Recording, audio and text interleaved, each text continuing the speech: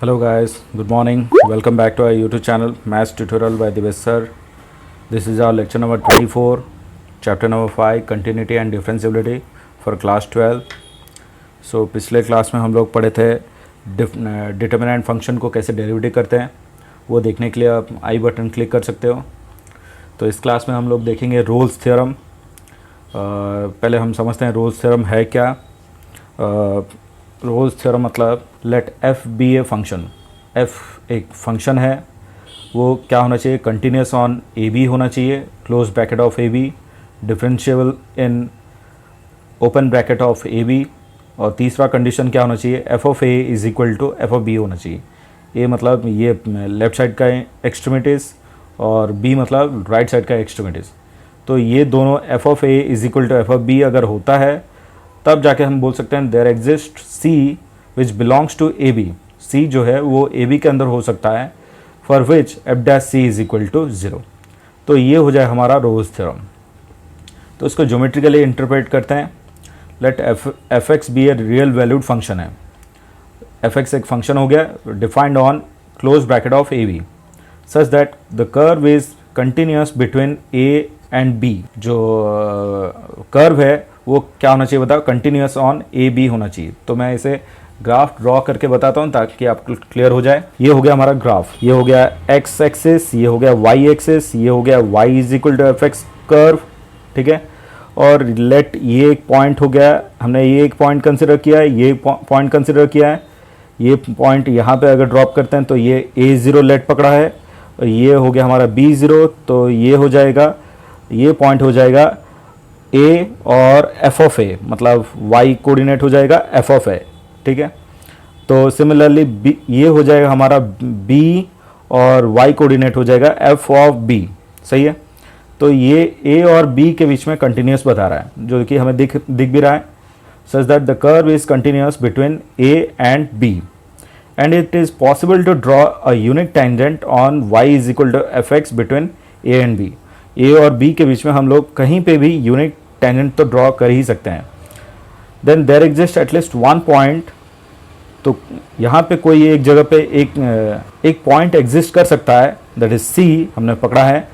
C is equal to हमने लिखा है दैट इज सी और f of c belongs to A B. A b के अंदर होगा, सही है। Where tangent is parallel to axis. अगर हम वहाँ पे टेंजेंट ड्रॉ करते हैं वो क्या हो जाएगा, पैरेलल टू एक्स एक्सिस होगा। तो अगर पैरेलल टू एक्स एक्सिस हो गया तो सीधा सा मतलब हो गया डिफरेंशिएशन हो गया 0। तो आगे बढ़ाते हैं, एक एग्जांपल के जरिए समझते हैं इसे। सो पहला क्वेश्चन दिया, verify Rolle's theorem for f x is equal to x square minus 4x plus 3 in 1 close bracket of 1 3। So पहले हमें पता करना है कि ये कंटिन्यूस और डिफरेंशिएबल है या नहीं। तो हम लोग यहाँ पे क्लियरली कुछ मैंने याद रखने के लिए बोला था कि 4-5 चीज़ें, that is polynomial function always differentiable है, modular function modulus of X वो भी अपने डोमेन में कंटिन्यूस है, और साइन एक्स ट्रिगोनोमेट्रिक फंक्शन जो है वो अपने डोमेन में कंटिन्यूस है। वो आपको अच्छे से याद रखना है ताकि ऐसे क्वेश्चन में आपको प्रूफ करना ना पड़े, डायरेक्ट आप लिख सकते हो। तो यहाँ पे हम लोग बोल सकते हैं कि ये जो ये पॉलिनोमियल फंक्शन है तो ये क्लियरली क्या है, continuous on close bracket of 1 3 है and differentiable in open bracket of 1 3 है। तो पहले ये तो पहला 2 कंडीशन हमने बता दिया, सही है। तीसरा कंडीशन चेक कर लेते हैं, that is f of a and is equal to f of b है या नहीं। तो यहाँ पे 1 हो गया a, 3 हो गया b, सही है ना। तो F of a that is f of 1 put करेंगे, तो इसी में 1 पुट करेंगे, दैट इज 1 का स्क्वायर 1, 4 इंटू 1 4 प्लस 3, तो 1 प्लस 3 4 माइनस 4 दैट इज 0, ठीक है। फिर एफ ऑफ बी ढूंढेंगे, दैट इज 3। एफ ऑफ 3 ढूंढेंगे, दैट इज यहाँ पे 3 एक्स की जगह 3 डालेंगे, 3 का स्क्वायर 9 माइनस 4 इंटू 3 प्लस 3, तो 9 प्लस 3 हो गया 12 माइनस 12, ये हो गया 0। तो क्लियरली हम लोग देख सकते हैं कि यहाँ पे f of 1 is equal to क्या हो रहा है बताओ, एफ ऑफ 3। तो तीनों कंडीशन सेटिस्फाई होने के बाद हम बोल सकते हैं कि there exist c belongs to 1 और 3 के बीच में हो सकता है, such that F dash c is equal to क्या हो जाएगा बताओ, 0। ये 3 कंडीशन सेटिस्फाई हो गया तो सिंपल सा लास्ट वाला सेगमेंट ये 0 होना ही है।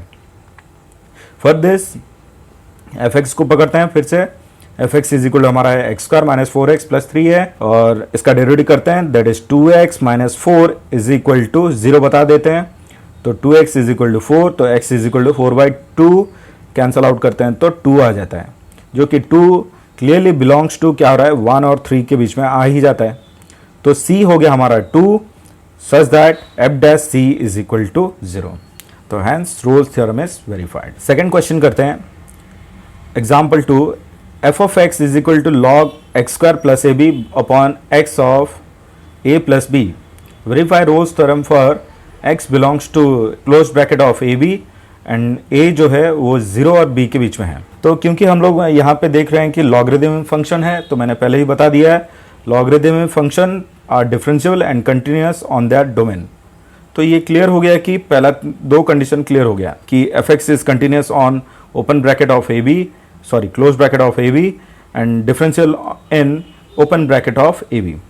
अब हमें बताना है कि थर्ड पॉइंट बताना है, that is f of a is equal to f of b बताना है। तो यहाँ पे कोइंसिडेंटली ए है और बी है, तो एफ ऑफ ए ढूंढ लेते हैं, दैट इज एक्स के बदले ए डालेंगे, तो log A square plus A B A into A plus B.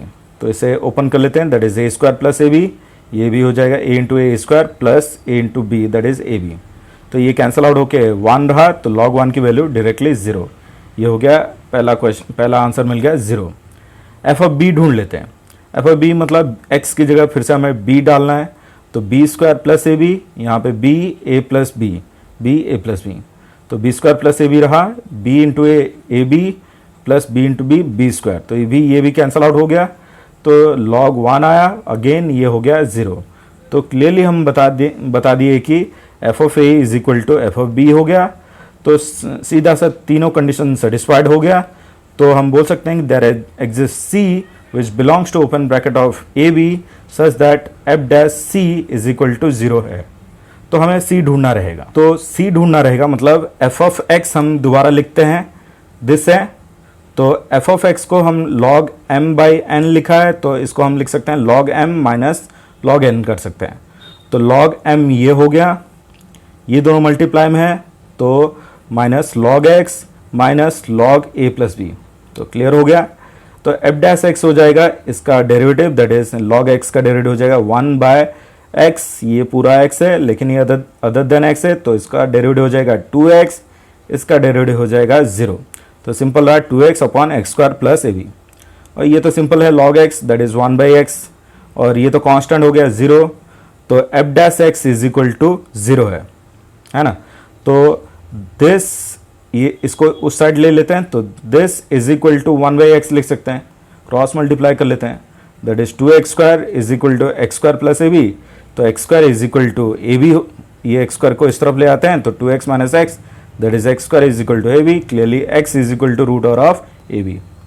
तो root over of A B यहाँ पे रहा, ये हो गया हमारा 0, ये हो गया a, ये हो गया b, है ना।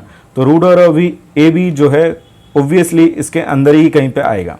जैसे सपोज कर लेते हैं कि ये हो गया 2, ये हो गया 3, तो रूट 2 जो है रूट 6, 2 इंटू 6 करेंगे तो रूट 6 की वैल्यू ज़्यादा कुछ नहीं होगा, वो हमेशा 2 और 3 के बीच में ही आएगा। तो clearly a root a b जो है वो ए और बी के बीच में आ गया, such that F dash c is equal to क्या हो जाएगा 0। Hence Rolle's theorem is verified. So Rolle's theorem को हमने अच्छे से कवर किया है, और अच्छे से जानने के लिए आपको कुछ एग्जाम्पल करना पड़ेगा। ये कुछ मैंने क्वेश्चन दिए हैं, देखने ये आप टाइप कर लो, ये 5 क्वेश्चन है। और अगर कुछ डाउट होगा तो मेरे व्हाट्सएप नंबर 9510509053 में आप कमेंट कर सकते हो, या फिर अपना डाउट पूछ सकते हो, या फिर अपने कमेंट बॉक्स में कमेंट करके भी पूछ सकते हो। सो आज के लिए इतना ही। Thanks for joining our class. Do like, share and subscribe my channel, and don't forget to hit the bell icon to have notification for my new videos. Thank you.